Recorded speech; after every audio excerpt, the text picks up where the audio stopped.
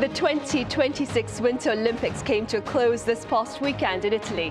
On Press Perspective today, we touch upon the remarkable performances on ice and the bilateral engagement between South Korea and the host nation.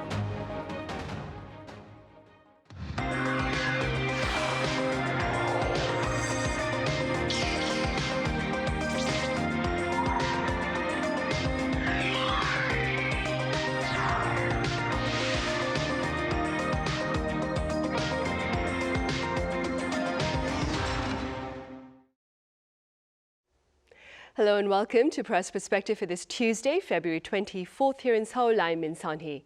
Curtains have gone down on the 2026 Winter Olympics in Italy, and 4 years from now, Team Korea will be heading to France for the 2030 Winter Games. For more, I have independent journalist Kelly Kasulis Cho here in the studio. Kelly, it's great to have you back. Happy to be here. Thank you.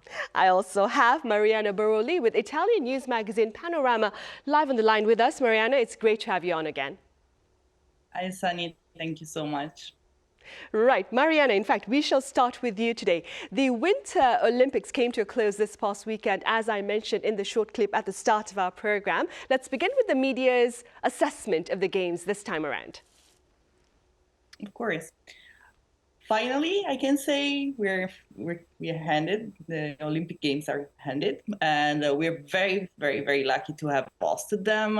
And these Olympics, I think, will be remembered as a distributed games because that actually worked. It was, and that matters because a lot of commentators at first went in expecting the opposite, too many venues, too much geography, moving back and forward from Milan to Cortina to Livigno and other places in Italy, and too many moving parts, of the games. But the surprise is that the early narratives that actually was about logistics, all about logistics and politics, and that said, inevitable Italian chaos come to an end, and the closing narrative became about atmosphere and the full stand and the host country that was suddenly rediscovered and the shared emotional rhythm, and everything went perfectly fine, and it was great. I think there were three angles I would like to highlight about this Olympic game. First of all, the audience that came back in a big way. Italy watched them in massive numbers, and the internationally broadcaster reported a clear rebound compared to the previous winter cycle games, and especially comparing between the Chinese one. And that matters not only for sports, but also for the economic sustainability of winter events going forward. And the second one was that Italy performance helped the romance. Italy closed with a national record medal haul, and I think that kind of statistic transform casual viewers into patriots. And so when performance and narratives align, the press shifts the tones, and I think that did actually happen with the Olympic Games. And the third and last one was that even the controversies became part of the story. So the public debate around the commentary, the coverage that were widely discussed in Italy, paradoxically, they became something very positive, something very emotional. So when a country argues about the voiceover or actually about the logistic and everything, it means the country is emotionally invested in the games, and the emotional investment in itself, it was a great media success. Right, the power of sports, if you will, then. And Kelly, here in the studio, what are some moments that you would choose to highlight from the 2026 Winter Olympics in Italy? Yeah, I think this time around, a lot of people were looking for some kind of sports diplomacy, and goodness knows we really need a lot of diplomacy right now. Unfortunately, these Olympics come at a time when there's been, two major conflicts that have really fractured geopolitics around the world, far beyond the regions that they're taking place in. We're going on the 4th year of the Russia-Ukraine war very soon. We've also got the conflict between Israel and Gaza, and the way that the United States has reacted to that conflict in particular has fractured the relationship between Washington and the United Nations and kind of has rendered it somewhat ineffective compared to years past. So looking at that, I think this time around, we were really hoping to see moments of diplomacy really pay off. I believe Italy branded it the Games of Peace, so to speak. Unfortunately, we're still living with two major conflicts going on. In terms of moments, I can't compare this to, like, for instance, the 2018 Pyeongchang Olympics, which I was there for. That was a really exciting time between North and South Korea, for example. But I do think we see some moments of victory for South Korea, for instance. We saw that players for Russia and Belarus were kind of forced to work on, or to represent a more neutral party. I believe they're calling it the Individual Neutral Athletes, or the AIN. I think that's a pretty clear statement about the state of geopolitical affairs and what's going on. And then, as an American, I must say, there was an Esquire headline that came out a little while back, and it had said, the Trump administration made the Olympics weird. That was the headline. And I do think that this time around, although sports are certainly important, as a journalist, it's mostly focused on geopolitics. It was an interesting time. There was a lot of protest about the Trump administration saying that they're going to send immigration and customs enforcement officials to the Olympics, and a lot of blowback in that sense. And, I think what we're seeing as well is kind of a declined viewership of the Olympics as the streaming landscape kind of takes over. And so it's weird. It doesn't feel as cohesive, like there are these major highlights in a non-sports perspective compared to years past when the Olympics was a major broadcast moneymaker and news event. Right. And before we delve any deeper, Kelly, could you also quickly touch upon the performance by Team Korea at the Winter Games in Italy? Yeah, well, I hope South Korea is really happy because they set the goal that they wanted to walk away from this with at least 3 Olympic golds, and they did exactly that. So 1 more than in Beijing last time around. 2 of the golds were in short track speed skating, which is interesting because it's not a sport that I personally connect with South Korea necessarily. But there was Kim Gilly who won the final gold, and that was a very dramatic moment because, at least for those watching Korea's performance specifically, that was the moment that they kind of checked the box and they figured out that they're going to hit their numbers. But also there was a lot of attention paid to the snowboarding half pipe when Choi Ga-eun won the gold, and it was kind of this dramatic showing because she had fallen down 2 times right before. She was in last place because of that. I believe there was even footage of a stretcher being pulled out in case she was injured, and then she pulled it off in the very last moment. So I think Korea's had a good run this time around, and Korea isn't necessarily known beyond figure skating or, say, curling or something like that, but they always manage to get themselves in the international headlines at the Olympics, and they should be very happy with that. Right, indeed. Staying with Team Korea, Marianna, I believe you did an exclusive interview with Culture Minister Chae-young, who was there in Milan for the Olympics. Could you tell us a bit about your interview and your takeaways? Yes, exactly. I did an exclusive. It was a great honor, to be honest, to meet him at Korea House and follow the Team Korea during the event. And what struck me the most was how deliberate Korea cultural positioning has become through the years. And in our conversation, it did not speak about K-pop, or cultural promotion in isolation, but it spoke about the structure and how South Korea integrates now culture, technology, tourism, and institutional partnership into one single strategic framework. And the point he stressed was very clearly was the connection between heritage and innovation. Korea now is investing heavily in preserving traditional identity while at the same time leveraging high-tech tools and immersive platform to make the heritage globally accessible. And it's not nostalgia, it's not just a trend culture, it's a very coordinated system.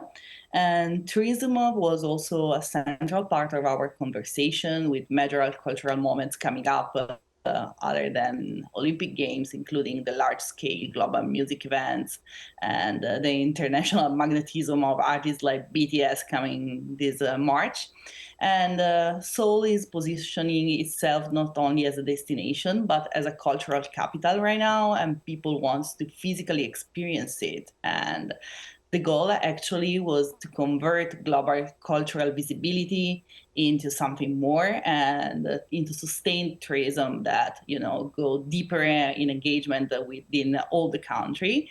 And he also made it very clear that Milan was a strategic choice. Milan represents the global design authority and fashion authority and the cultural influence in Europe. So activating Korea presence here during the Olympic was about positioning Korea itself in that ecosystem, not as a guest, but, as a peer. And the tone was very pragmatic, and I love it. It was a very nice conversation, and at the level of strategic clarity, it stayed with me, and I think it stayed with me for a very long time. Right. Marianna, as you mentioned, on the margins of the Winter Games there in Italy, a Korea house opened doors to visitors to offer them the chance to experience K-culture. What was the public response to that?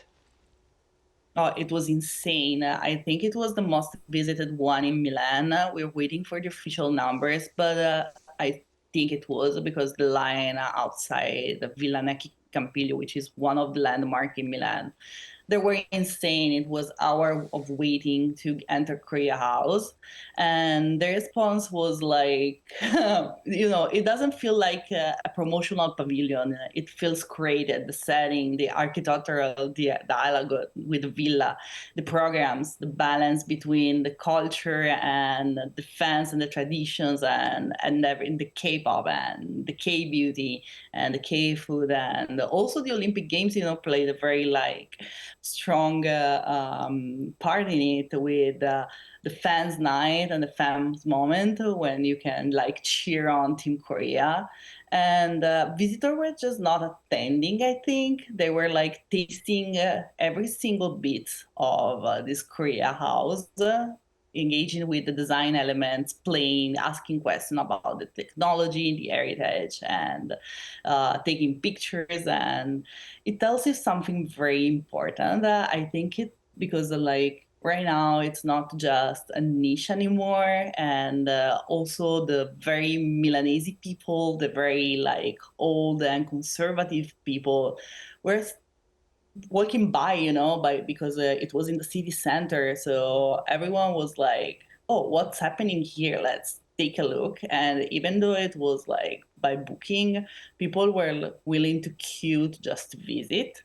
And I think that shifts power and makes it very, very, very, very legitimate. And it was a very strong impact. I love to spend time at Korea House. Right. And staying with this, Kelly, Reuters, for its part, as part of its Olympic coverage, if you will, it did a piece on an ancient Korean proverb that highlights the importance of rice. Could you tell us a bit more? Yeah, so from my understanding, I read the article, they were talking about papjim, or I guess the way that they translated it was rice power, which is kind of catchy. I would maybe translate it as the strength you get from rice. In the US, before someone runs a marathon, for instance, they'll often say I've carbo-loaded before my race, right? And they mean they've eaten about 2,000 calories of straight pasta beforehand. But I think beyond the obvious connection between, carbo-loading on white rice before an Olympic event as an athlete, what this article or the talk about this idiom was trying to express is that, Korea takes a lot of pride in its food, in its national diet, in recent years, and spreading this idea of K-food, as the government tried to coin it, or Korean culture through food more than just music and dramas. And I think they've been quite successful at that. Maybe like Italy, Korea really puts an emphasis on its food culture and on eating together. As many people know, instead of saying, how are you? Many people will ask you, have you eaten? And it essentially means the same thing here. And from what I read in this Reuters piece, it sounds like, Korea's team wanted the athletes to feel as comfortable and at home as possible so as to not throw off their performance. So they spent 3 months preparing Korean cuisine, sourcing the right ingredients, some from Korea, some from Italy locally, and having lunch boxes with Korean cuisine delivered to people and kept hot before their events. And I will say, as I'm Korean American, right? I'm mixed, but coming here and living in South Korea, there was a bit of an adjustment where I didn't realize how important rice and food culture is here. It was much more than I thought, and it actually explained a lot of my mother's behavior growing up. But for instance, on television, I remember my first impression coming to this country was every single TV show is somehow, in some way, about eating or about food, even dramas. There's always like some kind of, mukbang-like food scene and a love story or something like that. So I think this is just another way to kind of highlight how Koreans are really, really passionate about what they eat. Right, interesting. I know what you mean, though. You always have that scene where the whole family gathers together to have supper, dinner, right? And it has too much airtime, yes. Right. Yeah. Moving on then, Marianna, what impact do you suppose has this latest Olympics had on Korea's image on the international stage, do you think? I think it's strengthened the Korea international image in a very calibrated way. It reinforced the idea that Korea operates in a complete ecosystem right now. So elite athletes, cultural diplomacy, institutional coordination. So everything is all aligned. And I think that Korea also demonstrates composure, in a game cycle where global sports is increasingly entangled with geopolitical tension and debate about participation and everything. Korea's presence remains steady and controlled. So no dramatic gesture, no reactive positioning, just content and visibility and great sport. So in a global reputation building, I think consistency builds trust. And finally, Korea benefits from something extremely powerful, that it's the cultural familiarity, because K-pop cinema, K-drama technology, the beauty industries, Korea has already emotional entry points in the global audience. So the Olympics amplify that familiarity in a very more institutional way and diplomatic framework. Right. And Kelly, Korean Olympic medalist Won Yoon-jung, he was elected to the International Olympic Committee Athletes Commission. First, do tell us a bit about him. And second, what are the broader implications of this election for South Korea, do you think? Yeah, well, Mr. Won was a silver medalist in, I believe, bobsledding at the Pyeongchang Winter Olympics. Now I'm really sad that I didn't see that event when I was there. But his election to the AOC, or the Athletes Commission or Committee, is significant because I think for South Korea, it's another way that it's kind of elevating its social standing and its voice in sports. Over the past, 10 years in particular, I would say Korea's long effort at soft power that the government invested in decade after decade really started to pay off. First, we saw it with the music, then we saw, Parasite, and that exploded this era of, Squid Game and other shows really getting prominence in the United States and elsewhere. We started to see some of it with, bultak noodles, with samyang products, skincare. So you kind of see this slow takeover, if you will, of Korean cultural influence. It's called the Korean Wave. We talk about it very much. But sports has always been this one area where there's certainly a presence, but there's a room to grow. And I think that, the reason why this got so many headlines domestically in South Korea isn't because people tend to pay a lot of attention to kind of the random elections within the IOC, but more so because it's another example of Korea taking on leadership in this new arena. He has said that one thing that he wants to work on is better representation for sports that are not so represented in respective countries. So in his case, South Korea is certainly not known for bobsledding. And even in the US, that is a problem with that sport. So he was making a commitment in his media interviews that he wants to help people in various countries get better support when they're working on a sport that is not very popular there. And that seems like a very good kind of agenda to move forward. But I think overall, it's another example of more voice and influence in sports internationally for South Korea. Right, for sure. Meanwhile, Marianna, let's perhaps end with a few words from you regarding prospects of bilateral exchanges between South Korea and Italy following the Winter Olympics of 2026.